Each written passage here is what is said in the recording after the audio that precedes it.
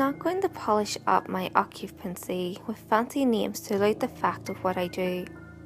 I am simply your average garbage man. It's certainly not a glamorous job, but I'm able to pay my bills on time, along with occasionally treating my beautiful girlfriend to a night out and keeping my new baby sustained week in and week out. Being a man in my position definitely has its perks. I'm not required to put forth too much mental effort under very many circumstances. I worked in the oil field for quite some time, so the physical labour never bothers me. I actually enjoy it. I've always viewed it as a paid workout. People just assume I'm a mindless dope, who twice a week rids them of their junk. Now, I'll be the first to tell you I'm far from a genius, but I'm still capable of putting two and two together. You see, I don't just throw your garbage in the hamper crush and move on. No, I'm required to make sure you're not throwing away restricted items. On a few occasions, I've emptied a client's can to find that they had stashed an empty propane tank at the bottom. While you may think that's disrespectful for me to shift through your discarded belongings, things like this could easily end my life. I can't trust you to have taken the correct precautionary actions of disposing highly flammable items such as this. As far as I'm aware, you simply used what you could and tossed it in the can when you believed it to be empty. This is why people like me evade your privacy. We shift diligently through the remains of items you no longer place value in, hoping to stay as safe as possible. That said, some of us have less than boastful tendencies. What I mean is, I can tell you that Rita from 2108 Island Court is having some sort of affair with Tom. Tom is a really good looking fellow. He lives a couple of blocks over on Peach Street. I can tell you this because in Tom's can was a pair of black panties with the fluffy pink elastic band. I'm not great at describing undergarments, but I think you understand. Now, you might be saying these could have just anyone's panties. I'd have to agree with you, of course. But I know for certain these belong to Rita because she initials the tags of all hers with RG. Now, for a pair of her panties to end up in Tom's open a large spectrum of possibilities. All possibilities I went over in my head for weeks. I only came to the conclusion of an affair when I noticed Rita's Pink Edition Niners Air 9 one-star Dior bike. She has the only one like it in the community I service.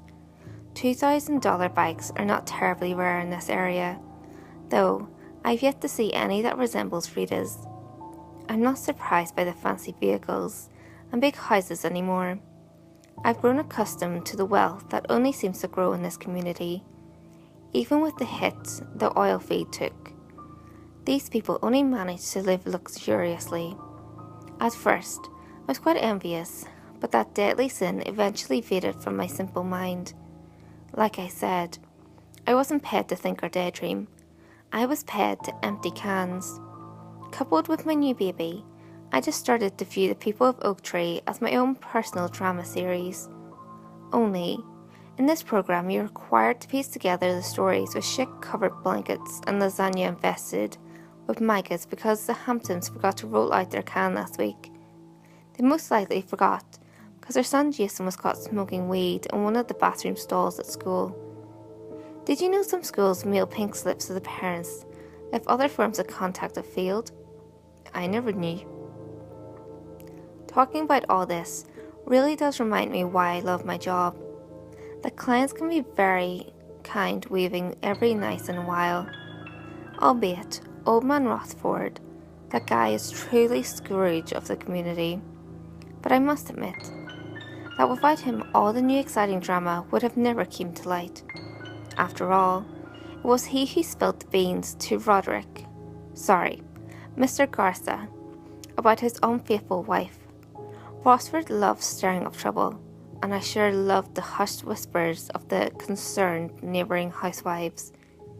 Who knows, I might actually owe the guy for my new baby. All I'm certain of is the fact that I do my job exceptionally well. I don't overthink.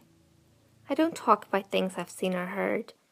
I simply empty your garbage, check for hazardous materials, and continue about my day. I think Mr. Garson knew this about me. I'm actually humbled by the fact that someone even took the time to notice my unwavering devotion to my way of work. So when he personally greeted me outside his home on trash pickup day, you could imagine the pride I felt. Honestly, he didn't have to give me the keys to a brand new Shelby American Baja 700 edition Raptor. I would have gladly tossed those 3 extra black duffel bags of his into the hamper even though it wasn't bug day. I would have done it for the simple fact of being noticed. Nonetheless, I graciously accepted the keys and an enthusiastic compliment about my strength, easily heaving the bags into the hamper. Secretly, I thought to myself that I had never lifted anything as heavy as those travel cases while on the job. After that day, Mr. Gartha always gave me what I believed to be a nod thanking me for an excellent service to the community. He's actually doing very well for a man whose wife just went missing. He loved his wife so much that he constantly polishes up her pink mountain bike, making sure that it stays in the perfect condition she left it in. What a great guy. I hope to be as loving of a husband one day.